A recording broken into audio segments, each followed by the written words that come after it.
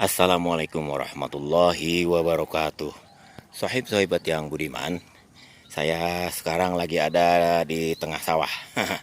Di tengah sawah yang lagi ditanemin sama padi.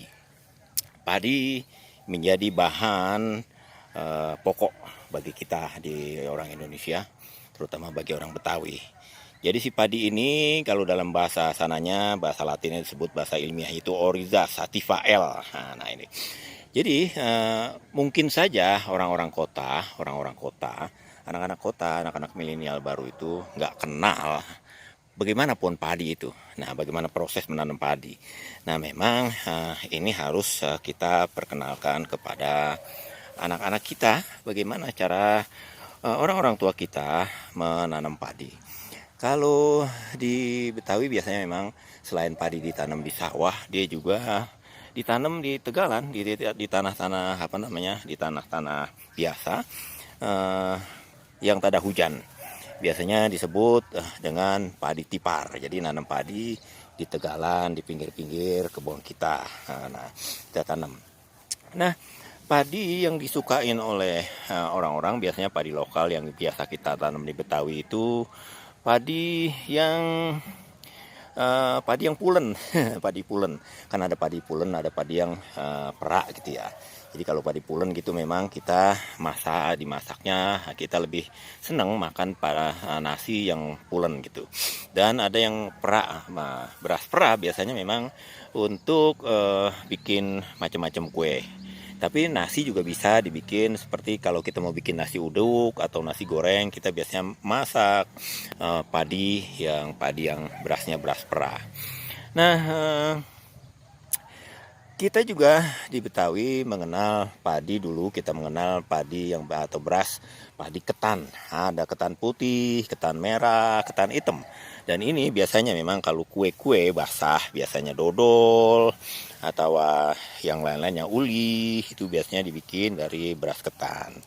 Nah, pertama-tama memang kita kalau mau padi itu kan kita nandur dulu ya. Kita nandur, bagaimana padi itu kita tandur dan kemudian kita bersihkan, kita matun namanya, terus bagaimana juga kita atur airnya supaya nggak terlalu banjir dan juga tidak kekeringan. Jadi padi yang kekurangan air biasanya akan tumbuh tidak sempurna.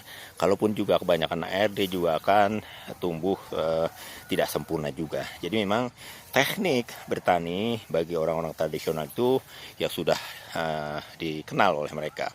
Dalam tradisi Betawi memang misalnya ada upacara-upacara terkait dengan padi.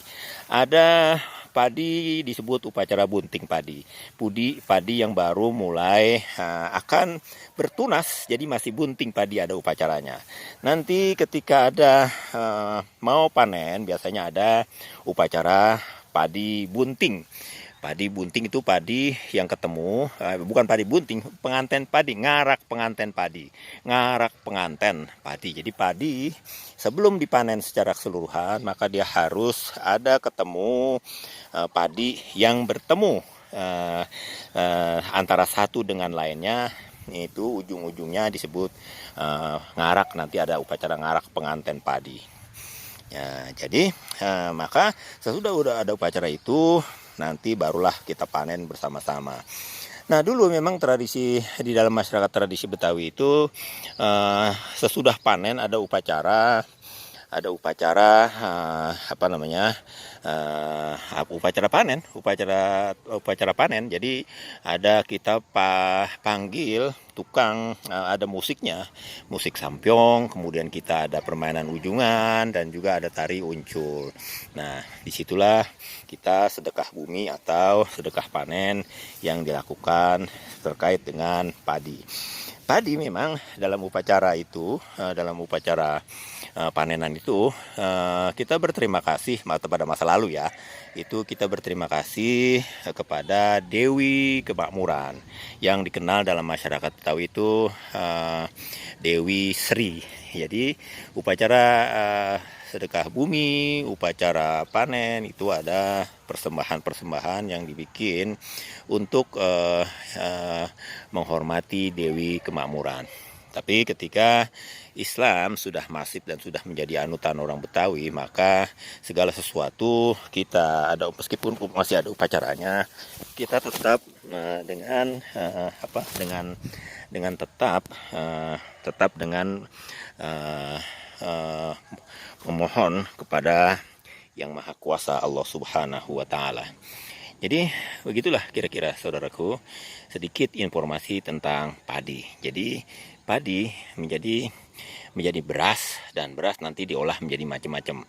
Apakah dia menjadi makanan pokok, menjadi nasi biasa, nasi putih, nasi kuning, nasi uduk, nasi ulam, dan macam-macam nasi yang kita olah dari hasil pertanian kita di sawah, yaitu menanam Oryza sativa.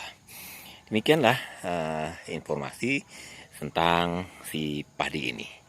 Mari sama-sama kita mencoba mengenali tradisi kita, dan terutama tradisi padi. Anak-anak muda di kota, terutama di kota Jakarta, karena Jakarta memang sudah habis kawasan pertaniannya, kecuali memang ada di beberapa lokasi. Tapi itu juga tidak banyak. Mungkin mereka tidak kenal pohon padi seperti apa. Jadi beginilah cerita tentang padi.